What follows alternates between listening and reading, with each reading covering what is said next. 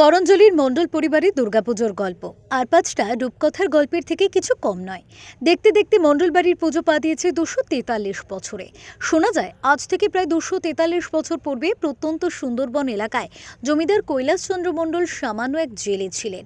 মাছ ধরেই চলতো তার জীবনযাপন।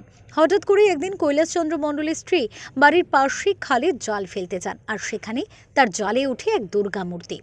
তারপর সেই দুর্গা মূর্তি নিয়ে পুজো করার স্বপ্নাদেশও পান কৈলাসচন্দ্রের স্ত্রী। ওই মূর্তিকেই প্রতিষ্ঠা করে শুরু হয় মণ্ডল পরিবারের দুর্গাপুজো। মণ্ডল পূজা শুরু করেছিলেন। তার স্ত্রী জাল ফেলতে গিয়ে একটা মূর্তি পায়, সেই মূর্তি নিয়ে পূজা স্টার্ট হয়। হ্যাঁ, স্বপ্নদাসে পেয়েছিলেন, পূজা আরম্ভ হয়।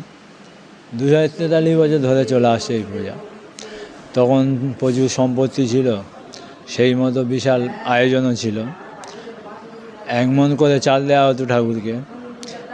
গ্রামের লোক সবাই খেত 5 দিন ভোর।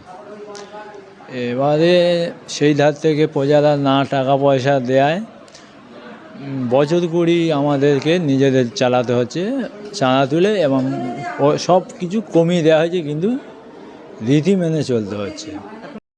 জানা যায় সেই পুজোর পর মণ্ডল পরিবারের ভূ সম্পত্তি প্রচুর পরিমাণে বৃদ্ধি পায়।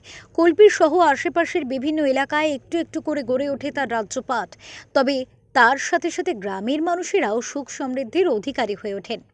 পুজোর সময় নাকি লাট থেকে শুরু করে বিভিন্ন জায়গার প্রজারা কেউ ধান চাল, কেউ চিড়ে, কেউ সবজি বস্তা বস্তা পাঠাতো এই জমিদার বাড়িতে পুজোর উদ্দেশ্যে। আর পুজোর 5টা দিন জমিদার বাড়িতে থাকতো প্রজাবর্গ থেকে শুরু করে গোটা গ্রামের মানুষের খাওয়া দাওয়ার ব্যবস্থা। পুজোকে কেন্দ্র করে শুরু হয়েছিল বলি প্রথাও। আর এভাবেই কৈলাসচন্দ্র মণ্ডলের নাম ছড়িয়ে পড়েছিল সুন্দরবনের কুলপি সহ বিভিন্ন জায়গায়। কিন্তু বংশ পরম্পরায় মণ্ডল পরিবারে পুজো চলতে থাকলেও জমিদার মারা যাবার পর আস্তে আস্তে কমতে থাকে রাজ্যপাট, কমতে থাকে পুজোর জৌলুস। বর্তমানে জমিদার বাড়ির আর কোনো কিছুই সেভাবে বর্তমান নেই। মরচে ধরেছে লোহার বড় বড় গ্রিলগুলিতে, ভেঙে পড়েছে চুন সুরকির গাঁথুনি। পাশাপাশি গত 2-3 বছর আর্থিক অনটনের কারণে পুজো বন্ধ করতে বাধ্য হন মণ্ডল পরিবার। আর তা দেখেই এগিয়ে আসেন গ্রামবাসীরা। সকলে একে একে সাহায্য করে আবারও শুরু হয় মণ্ডল বাড়ির পুজো। আবারও নতুন করে গোটা গ্রামের মানুষের খাওয়ার ব্যবস্থা করা হয় পুজোর 4টে দিন। সেবায় কোনো ত্রুটি থাকে না।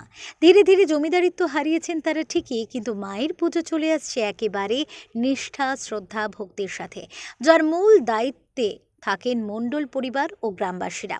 আর এভাবেই মণ্ডল পরিবারের পুজো এখন জমিদার বাড়ির পুজো থেকে হয়ে উঠেছে সার্বজনীন গোটা গ্রামের পুজো।